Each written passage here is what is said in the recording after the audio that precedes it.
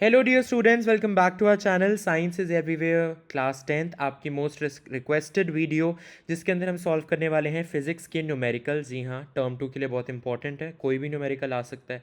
Generally जो numericals बन रहे हैं वो ऑब्वियसली सबको पता है, इलेक्ट्रिसिटी चैप्टर्स ही बनने वाले हैं जिसमें सर्किट सॉल्व करने होंगे। ओहम्स लॉ लगाना पड़ेगा, V is equals to I R, power के फॉर्मूला लगाने पड़ेंगे VI, हीट जनरेटेड लगानी पड़ेगी I²RT, and some series parallel combination पे क्वेश्चंस पूछे जाते हैं। तो चलिए जल्दी से देखते हैं, एंड ये पार्ट 1 है वीडियो का। अगर आपको ये सारे न्यूमेरिकल्स एक बारी प्रैक्टिस हो जाते हैं, then you will tell me in the comment section कि यू वांट पार्ट 2 और not, because only then I will make, and part 2 will be the most probable numericals for your board. ठीक है, ये सारे हैं कि भी ठीक है, आने चाहिए, बेसिक्स हैं, सारे फॉर्मूलाज रिवाइज हो जाएंगे, और ये प्रीवियस ईयर हैं सारे, ये सारे प्रीवियस ईयर न्यूमेरिकल्स हैं। तो चलो जल्दी से देखते हैं। पहला क्वेश्चन देखिए, यहाँ पे थोड़ी सी करेक्शन कर लेना। दिस इज 5 मल्टीप्लाइड बाय 10 की पावर 5। ठीक है, इतने electrons flow through a close circuit 2 minutes के लिए।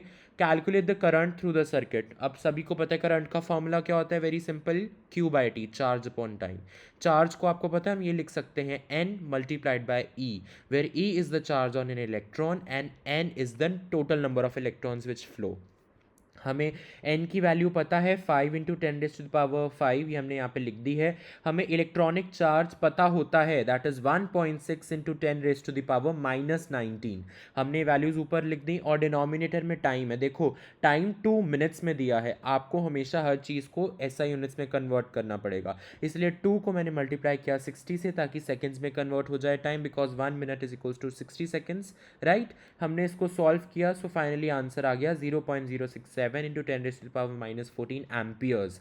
यहाँ पे ए लिखना ज़रूरी है, because you have to write the answer in SI units always. Okay, next question, in the following circuit, ये आपको दिया, आपको बहुत सारी चीज़ें निकालनी है, like current through the 8 ohm resistor, potential difference across the 4 ohm resistor, difference in the ammeter readings A1 A2 if any, explain. ठीक है, अब एक चीज़ तो मैं पहले आपको बता ही दूँ, सी पार्ट तो वैसे ही हमें दिख रहा है, there is no difference in A1 A2 readings. Y?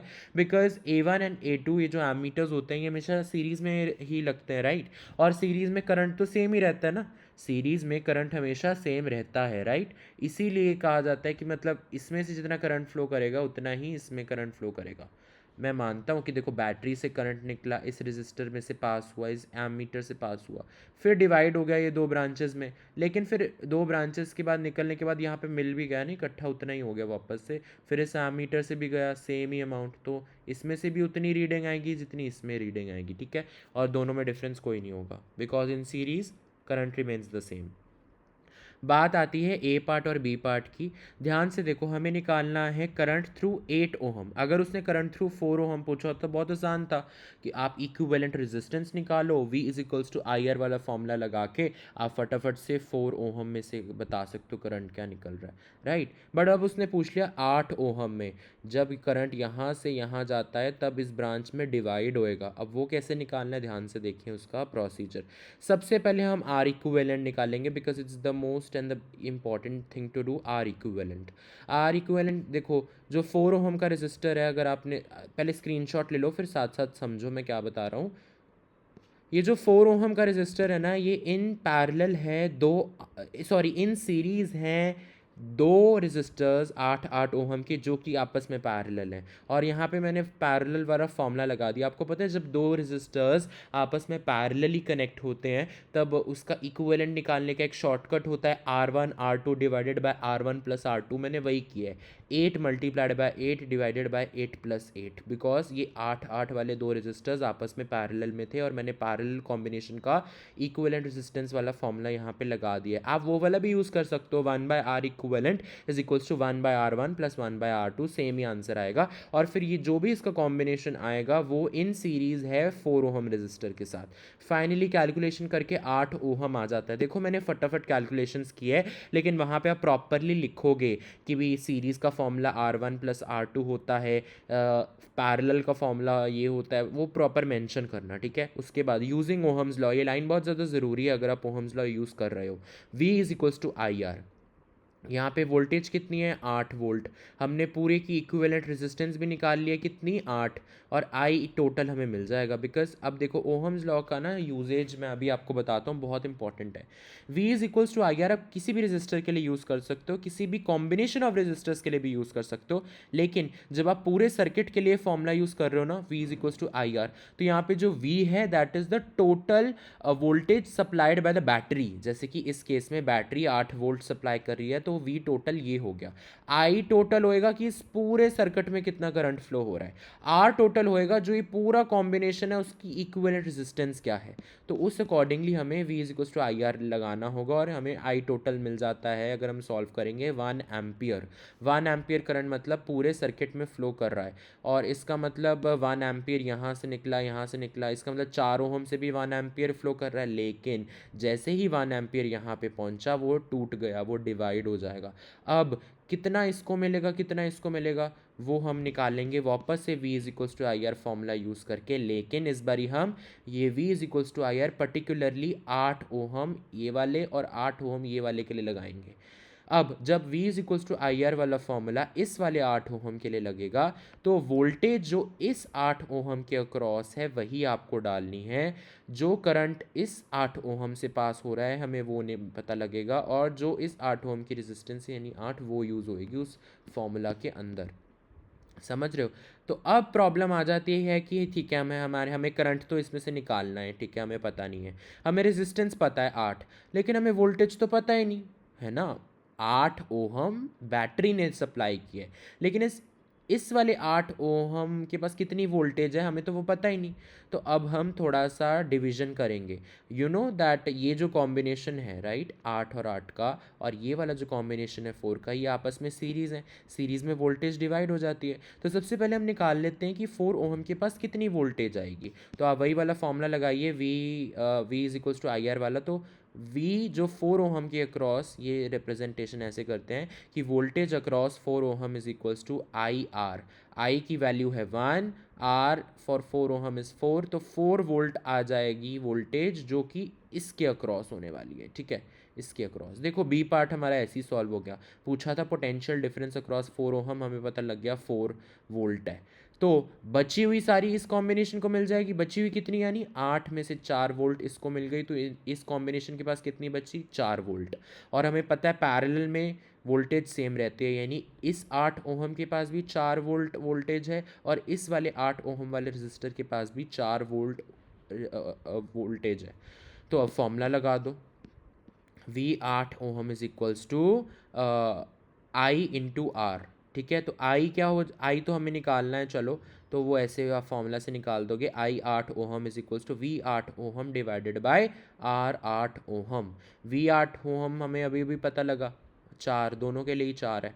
R 8 ohm is 8, 8 ohm मतलब रेजिस्टेंस 8 है, तो करंट निकल आएगा 0.5 एम्पियर, और दूसरे वाले रजिस्टर के लिए भी 0.5 एम्पियर ही आएगा। अब ऐसे भी देख लेते यार, 1 एम्पियर फ्लो कर रहा है। अब डिवाइड कैसे होएगा, ये भी सेम रेजिस्टेंस है, ये भी सेम रेजिस्टेंस, यानी करंट ऑब्वियसली इक्वली डिवाइड हो जाएगा, यानी 1/2 इसको मिल जाएगा, 1/2 इसको मिल जाएगा। तो ऐसे आप सॉल्व कर सकते हो। ठीक है, अगले अब नेक्स्ट क्वेश्चन की ओर हम बढ़ते हैं। पूछा है draw a schematic diagram of a circuit consisting of a battery of 3 cells of 2 volt each. देखो 3 सेल है 2 वोल्ट ईच के, यानी total voltage supplied by the battery कितनी हो गई 6, 3 2 ज़ा 6 volt is the total voltage. अब अ कॉम्बिनेशन है, 3 रजिस्टर्स हैं आपके पास, 10 ओहम 20 ओहम 30 ओहम, सब पैरेलल में कनेक्ट हैं। प्लग की भी आपको दिखानी है डायग्राम के अंदर, एमीटर भी शो करना है, सब सीरीज़ में कनेक्टेड हैं। तो सबसे पहले डायग्राम बना लो। ये रहा 10 ओहम 20 ओहम 30 ओहम, ये तीनों रजिस्टर्स पैरेलल में हैं। यहाँ पे आपके पास एक एमीटर है, यहाँ पे आपके पास बैटरी है, 3 सेल्स देखो मैंने शो की हैं 1 2 3। प्लस माइनस शो करना मत भूलना, एम मीटर का जो साइड प्लस के साथ है वहाँ पे प्लस आएगा, और जो नेगेटिव साइड है वो नेगेटिव हो जाएगी ऑटोमेटिकली दूसरी। और 6 वोल्ट यहाँ पे मैंने लिख दिया, यहाँ पे 10 ओहम लिख दिया, 20 ओहम लिख दिया, 30 ओहम लिख दिया, प्लग की दिखा दी है, क्लोज्ड है, यानी करंट अब फ्लो कर रहा है।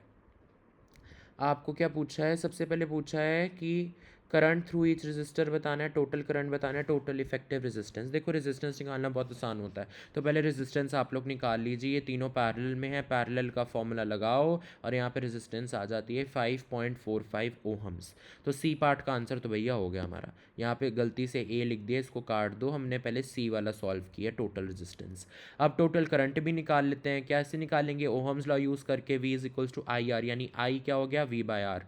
तो V इज़ टोटल वोल्टेज 6, तीन सेल्स, दो, तीन सेल्स थे, एक सेल की दो थी, तो टोटल वोल्टेज कितनी हो गई? 6 डिवाइडेड बाय आर इक्विवेलेंट जो अभी अभी आपने ऊपर निकाली है, आपको टोटल करंट मिल गया 1.1 amperes. This is the total current which is flowing through the circuit. अब आपको बताना है कि जब ये 1.1 एम्पियर यहाँ से गया, यहाँ से गया, यहाँ से गया, यहाँ आके डिवाइड हो गया, यहाँ भी कुछ चला गया, कुछ यहाँ चला गया, कुछ यहाँ। अब इसमें से कितना जा रहा है, इसमें से कितना जा रहा है, और इसमें से वो कैसे निकालेंगे? Again V is equals to I R वाला फॉर्मूला यूज़ करना है। 20 ओहम, 10 ओहम, 30 ओहम, तीनों रेजिस्टर्स के लिए। लेकिन उस V is equals to I R वाले फॉर्मूला में स्पेसिफाई आपको करना पड़ेगा कि उस पर्टिकुलर रेजिस्टेंस की वोल्टेज क्या है, उस पर्टिकुलर रेजिस्टेंस की रेजिस्टेंस क्या है, और उस पर्टिकुलर रेजिस्टेंस में से कितना करंट फ्लो हो रहा है, वो हमें पता लग जाएगा। तो देखो यहाँ पे आई का फॉर्मूला क्या हो गया? V by are.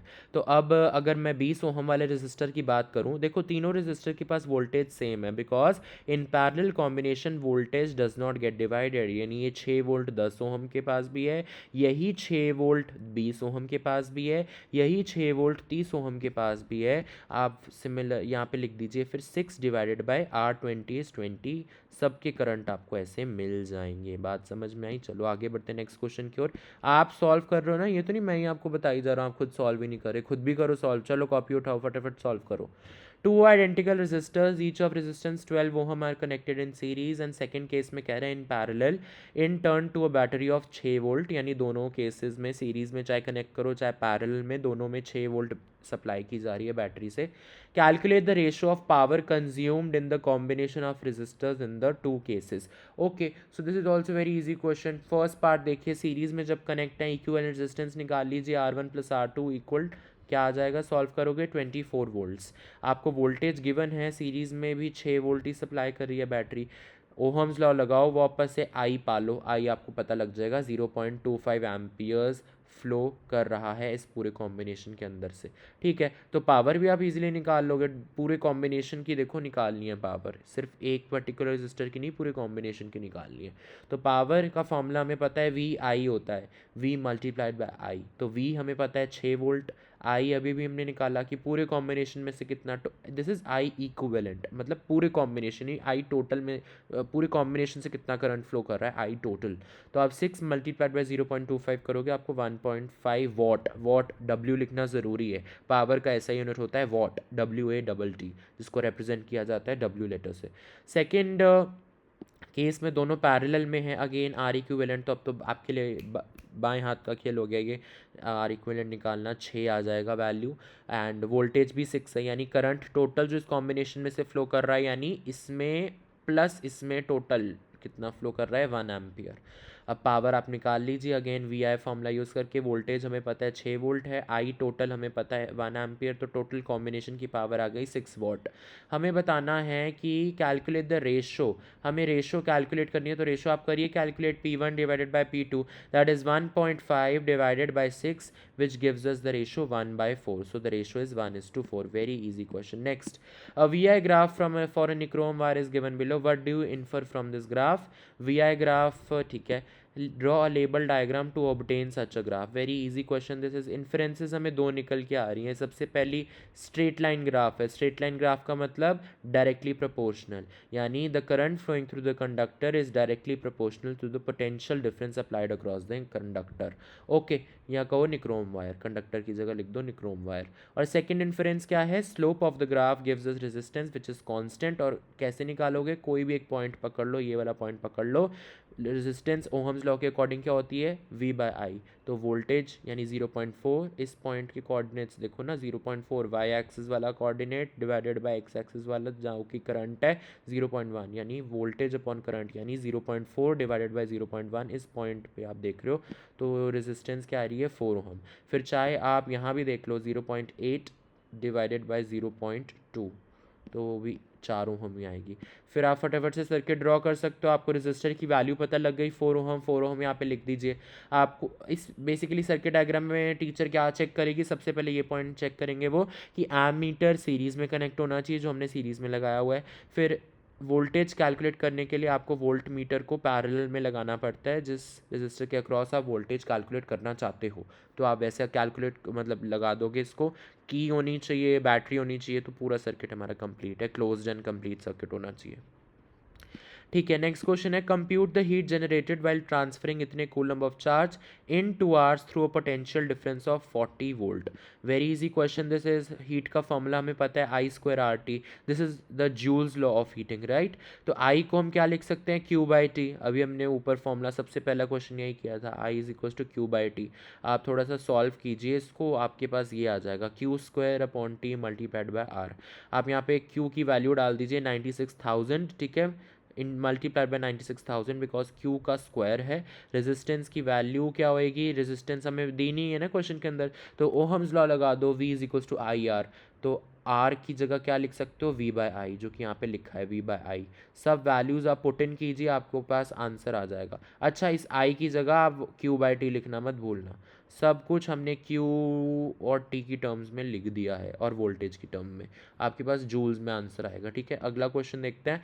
If a person have 5 resistors each of value 1/5 ohm, then maximum resistance. हमें पता है मैक्सिमम रेजिस्टेंस हमेशा सीरीज़ में निकलती है, राइट। तो और सीरीज़ में फॉर्मूला इज सब रेजिस्टेंस इसको ऐड कर दीजिए, आप करेंगे ऐड तो 1 ओहम आ जाएगा। पैरेलल में रेजिस्टेंस मिनिमम होती है हमेशा, ठीक है। अच्छा, यहाँ पे देखो नेक्स्ट क्वेश्चन पूछ रहे हैं, 2 bulbs of 100 watt and 40 watt are connected in series, okay. The current through 100 watt bulb is 1 ampere, find the current through the 40 watt bulb. यार ये ऐसी इतनी ज़्यादा इन्फॉर्मेशन दे दी आपको कंफ्यूज करने के लिए। सिंपल सा कॉन्सेप्ट है, सीरीज़ में करंट हमेशा सेम रहता है, इसलिए जब दो बल्ब सीरीज़ में कनेक्ट हैं तो जो पहले बल्ब से करंट फ्लो कर रहा है वही सेम करंट दूसरे बल्ब से भी फ्लो करेगा, बिकॉज सीरीज़ में करंट सेम रहता है। तो 8वें क्वेश्चन का आंसर 1 एम्पियर ही होगा, ओके। नेक्स्ट क्वेश्चन देखो, ये सारे पी वाई क्यूज़ हैं, प्रीवियस ईयर्स हैं। ये इलेक्ट्रिक एक लैम्प है 20 ओहम का और एक कंडक्टर है 4 ओहम का, इनको कनेक्ट किया गया है, ऐसे दिखाई दे रहा है कि सीरीज़ में ही किया हुआ है, 6 वोल्ट के साथ किया हुआ है, बैटरी लगी हुई है। आपको ये सारी चीज़ें कैलकुलेट करनी है, तो आप स्क्रीनशॉट लेके पहले खुद सॉल्व करो, फिर मैं आपको बताता हूँ। देखो आर इक्विवेलेंट कैसे कैलकुलेट करोगे, वेरी इजी। सीरीज़ में अब तो सभी को पता है 24 ओहम्स आ जाएगा, R1 plus R2, okay. B part में पूछा the current through the circuit, ohm's law लगाओ। देखो ओहम्स लॉ हर प्रॉब्लम में लग रहा है, ओहम्स लॉ तो रट के जाओ, V is equals to I R, V is equals to I R. लेकिन यूज़ कैसे करना है वो मैंने आपको बता दिया। जब पूरे सर्किट के लिए यूज़ करना है V is equals to I R, तो वोल्टेज पूरे सर्किट की आएगी, यानी जो बैटरी सप्लाई कर रही है, करंट भी पूरे सर्किट में कितना फ्लो कर रहा है वो आएगा, और रेजिस्टेंस भी पूरे सर्किट यानी जितना भी कॉम्बिनेशन है उसकी टोटल रेजिस्टेंस यानी आर इक्विवेलेंट आएगा वहाँ पे। और जब आप V is equals to I R वाला फॉर्मूला किसी पर्टिकुलर एक रेजिस्टर के लिए निकाल रहे हो, तो सारी वैल्यूज़ V आई आर की उस पर्टिकुलर रजिस्टर की ही आनी चाहिए।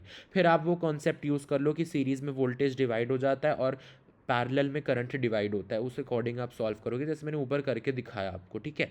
तो आर इक्विवेलेंट हमने निकाल लिया, इसमें I is equal to V by R करके हम निकाल देंगे कि भी टोटल करंट कितना सर्किट में फ्लो हो रहा है। फिर सी पार्ट पूछ रहा है potential difference across the electric lamp and the electric conductor. अब ये सेम कॉन्सेप्ट मैंने आपको बताया है, सीरीज में पोटेंशियल डिफरेंस डिवाइड हो जाता है कैसे, V is equals to I R वाला लगा के आप सॉल्व करोगे, आपका होमवर्क है, आप यहाँ पे आंसर देख सकते हो। एंड डी पार्ट पूछ रहा है power of the lamp, lamp की पर्टिकुलर अगर हमें पावर निकालनी है तो सारी क्वांटिटीज़ पावर के फॉर्मूला वाली लैम्प की ही आएंगी, आप इस कंडक्टर की नहीं डालोगे। हमें पता है पावर का फॉर्मूला क्या होता है, वी आई होता है ना। तो यहाँ पे वोल्टेज जो लैंप की है, वोल्टेज जो लैंप के अक्रॉस है वही होनी चाहिए। यहाँ पे दूसरे वाले कंडक्टर की भी ऐड करके नहीं लिखोगे वोल्टेज, सिर्फ लैंप की, क्योंकि पावर लैंप का निकल रहा है। यहाँ पे करंट लैंप में से कितना फ्लो हो रहा है वो लिखोगे। अब तो चलो इस केस में दोनों ही सीरीज में है तो दोनों में से सेम ही करंट पास हो रहा है, वो तो लक है आपका, अच्छी बात है। जो भी है हमें वही क्वांटिटीज रखनी है जिसकी चीज़ हम निकाल रहे हैं, समझ रहे हो। तो वॉट में आंसर आएगा। बी पार्ट देख लो, बहुत इजी क्वेश्चन है यार, अब मैं इसको क्या ही एक्सप्लेन करूँ, आप देख सकते हो V equals to I R वाला फॉर्मूला यूज़ हो रहा है, खुद प्रैक्टिस कर लेना। यहाँ पे आ जाइए सारे। Compare the power used in the 2 ohm resistor in each of the following circuit when a 6 volt battery is in series with 1 and 2 and when a 4 volt battery is in parallel with 12 and 2 ohm। ध्यान से देखो, आपको power निकालनी है 2 ohm वाले register की। तो power के फॉर्मूला होता है वी आई, वो तो हम सभी को पता है। तो पावर क्योंकि 2 ओहम रजिस्टर के लिए निकालनी है, इसीलिए पहले केस में वोल्टेज भी 2 ओम की होनी चाहिए, करंट भी 2 ओम का होना चाहिए, तभी आप वी आई फॉर्मूला लगा सकोगे। और दूसरे केस में भी करंट भी जो 2 ओहम में से फ्लो कर रहा है और वोल्टेज दो जो कि 2 ओहम के अक्रॉस है, वही होनी चाहिए वी आई फॉर्मूला में, तभी आप निकाल पाओगे करेक्ट आंसर। एक बार ये खुद देखो, आपको प्रॉपरली एक्सप्लेन, क्या इसमें बहुत ईजी है। आई को V is equals to I R वाला फॉर्मूला यूज़ करके, आर इक्विवेलेंट 3 है, आई टोटल आ जाएगा 2 एम्पियर। तो और क्योंकि दोनों सीरीज़ में तो 2 ओहम के थ्रू भी 2 एम्पियर ही करंट फ्लो होगा। अगेन आप वी आई फॉर्मूला यहाँ तो यूज़ कर सकते हो, यहाँ एक और फॉर्मूला होता है पावर का, आई स्क्वायर आर। इस केस में क्योंकि हमें वोल्टेज नहीं ना पता, हम आई स्क्वायर आर यूज़ कर लेते हैं। आई की वैल्यू हमें पता है 2, तो 2 मल्टीप्लाइड बाय 2 और रेजिस्टेंस की वैल्यू भी 2 है, इसलिए 8 वॉट आ गया। अब यहाँ पे आ जाइए, पैरेलल कॉम्बिनेशन में हमने टोटल करंट निकाल लिया, इतना है, ठीक है जी। अब हम निकालेंगे कि भी I2 यानी दूसरे वाले यानी 2 ओहम वाले बल्ब में कितना करंट फ्लो हो रहा है उसका। अब उसके लिए particularly V is equals to I R यानी ओहम्स लॉ लगेगा, क्योंकि उस पर्टिकुलर रेजिस्टर की बात हो रही है। मैंने बताया ना V is equals to I R आपको किसके लिए यूज़ कर रहे हो वो बहुत ध्यान में रखना है। तो V2 की वैल्यू आप लिख दोगे 4, V2 की वैल्यू लिख दोगे 4, बिकॉज पैरेलल कॉम्बिनेशन में जो 4 वोल्ट बैटरी है वो दोनों के रेजिस्टर के पास रहेंगी सेम ही। R2 की वैल्यू हमें पता है 2, क्योंकि 2 ओहम के रेजिस्टर की पावर हमें चाहिए, सॉरी करंट चाहिए उसके थ्रू। तो आप करंट निकल आएगा 2 एम्पियर। अब आप पावर का फॉर्मूला लगाओगे वी आई, जिसमें V जो कि वोल्टेज है वो 2 ओहम के अक्रॉस हमें पता है 4 है, बिकॉज चेंज नहीं होती पैरेलल कॉम्बिनेशन में, और आई 2 एम्पियर रखोगे तो 8 वॉट आ जाएगा। जब आप कंपेयर करोगे, कंपेयर करने का मतलब हमेशा होता है रेशो निकालनी है आपको। अगर पूछा जाए ना कि कंपेयर करो, कंपेयर का मतलब रेशो निकालनी है आपने और बताना है कि भी क्या फ़र्क है। इसका मतलब आप लिखोगे power in both the cases are equal and ratio is 1:1, ठीक है। उसके बाद ये क्वेश्चन है, a bulb is rated 40 watt 220 volt, find the current drawn by it when it is connected to a 220 volt supply, also find its resistance if the bulb is replaced by a bulb of rating 25 watt 220 volt, will there be any change in the value of current and resistance, justify. तो पहले case में आपको इस वाले bulb का सब कुछ calculate करना है, सेकंड वाले केस में इसका, और फिर बताना है कोई चेंजेस आपने देखे, कितना देखा वो भी बताना है आपको। तो यार ये बहुत ईजी क्वेश्चन है, एक बार खुद देखना, मैं आपको सोल्यूशन देखो प्रोवाइड कर रहा हूँ, you can always take screenshot, ठीक है।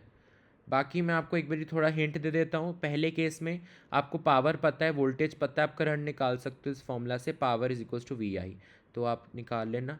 रेजिस्टेंस आप ओहम्स लॉ से हमेशा कैलकुलेट करोगे V बाय आई, तो वो भी आपको मिल जाएगी। सिमिलरली दूसरे के लिए भी हमने power is equals to V I वाला फॉर्मूला यूज़ करना है और ओहम्स लॉ यूज़ करना है। V is equals to I R, हमें रेजिस्टेंस पता लग जाएगी इससे, और करंट इस वाले फॉर्म पावर के फॉर्मूला से पता लग जाएगा।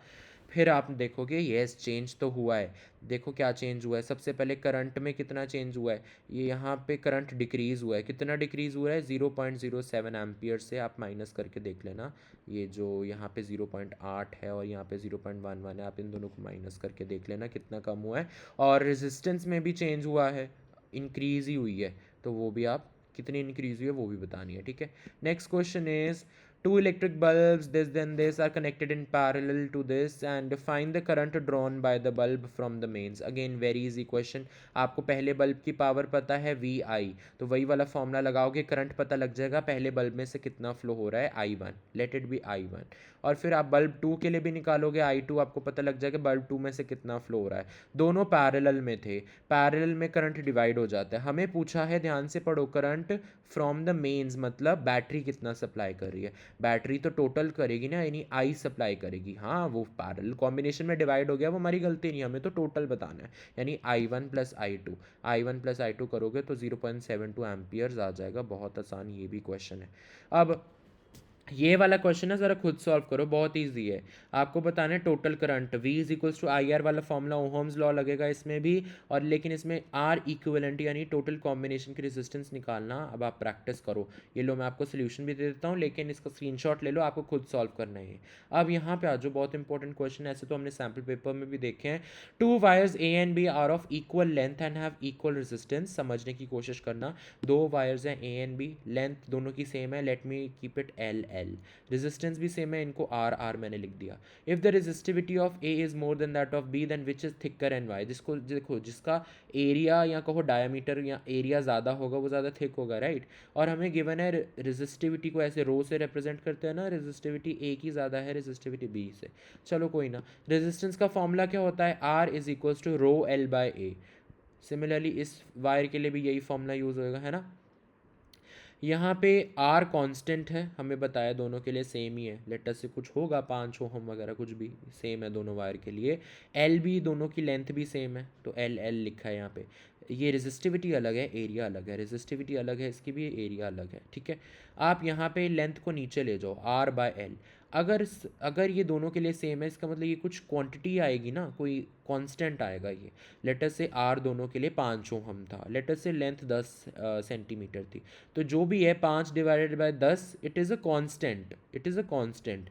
और जब ये एरिया कांस्टेंट से मल्टीप्लाई होएगा, इसका मतलब हमें दोनों में रिलेशन पता लग गया। आपको पता है ना, डायरेक्टली प्रोपोर्शनल साइन आ जाता है। आपको ये तो पता है ना कि जब दो क्वांटिटीज़ आपस में डायरेक्टली प्रोपोर्शनल होती हैं, और जब हमें ये डायरेक्टली प्रोपोर्शनल का साइन हटा के इक्वल टू लिखना होता है, तब हम कोई कांस्टेंट ऐड करते हैं। तो हमें अब इसका उल्टा प्रोसीजर करना है। Some quantity is equals to some constant times some other quantity, और जब ये दोनों चीज़ें हटेंगी तो डायरेक्टली प्रोपोर्शनल का साइन आ जाएगा। यानी जैसे जैसे रेजिस्टिविटी बढ़ेगी, एरिया भी बढ़ेगा और वायर उतनी थिक होती जाएगी। अब हमें बताया गया है कि ए वायर की रेजिस्टिविटी ज़्यादा है बी से, इसका मतलब ऑटोमेटिकली एरिया भी ए का ज़्यादा होगा बी से, यानी कह सकते हो आप कि A is thicker than B. तो ऐसे आप निकालते हो डायरेक्टली प्रोपोर्शनल वाला कॉन्सेप्ट यूज़ करके। अब सेम क्वेश्चन इसमें भी ऐसा ही आप यूज़ करोगे। दो वायर का आपको वी आई ग्राफ गिवन है, और वी आई ग्राफ से हमें क्या पता लगता है, रेजिस्टेंस पता लगता है। तो जो जितना ज़्यादा स्टीप होगा उसकी रेजिस्टेंस ज़्यादा होगी, बिकॉज जो जितना ज़्यादा स्टीप होता है मतलब उसकी स्लोप उतनी ज़्यादा होती है। यहाँ पे हम देख सकते हैं कि R A is greater than R B, because slope of A is more than slope of B. देखो ढलान किसकी ज़्यादा है, ए ज़्यादा टेढ़ा लग रहा है ना, तो इसकी स्लोप ज़्यादा है, या कहो रेजिस्टेंस ज़्यादा है, because slope of V I graph gives us resistance. Again length इस बारी दोनों की सेम है, एरिया इस बारी दोनों का सेम है, आपको रेजिस्टेंस और रेजिस्टिविटी में रिलेशन निकालना है। अगेन आप ये फॉर्मूला यूज़ करोगे, आपको वो पता है एल कांस्टेंट है, ए कांस्टेंट है, तो इनका डिवीजन भी कांस्टेंट है। इसका मतलब R A is directly proportional to resistivity of A. Similarly resistance of B is directly proportional to resistivity of B. अब हमें ये पता चल गया कि स्लोप ए की ज़्यादा है बी से, या कहो रेजिस्टेंस ए की ज़्यादा है रेजिस्टेंस बी से, तो इसका मतलब रेजिस्टिविटी भी ए की ज़्यादा होगी रेजिस्टिविटी बी की से, ठीक है। This is the answer. तो अभी पार्ट 1 हम यहाँ पे फिनिश करते हैं। होप सो बहुत इंपॉर्टेंट और समझ में आया होगा आपको कैसे सॉल्व करने हैं न्यूमेरिकल्स। ये सारे PYQs हैं, प्रीवियस ईयर क्वेश्चंस हैं, जो कि 2020, 21, 2019, 2018 जितने भी मुझे मिले। एंड पार्ट 2 में अब मैं बहुत इंपॉर्टेंट क्वेश्चंस अगर आपको चाहिए होंगे तो, ऐसे नहीं तो वो बता दूंगा, एंड जो कि आ सकते हैं आपके पेपर में। Thank you so much for watching dear students, all the very best for term 2।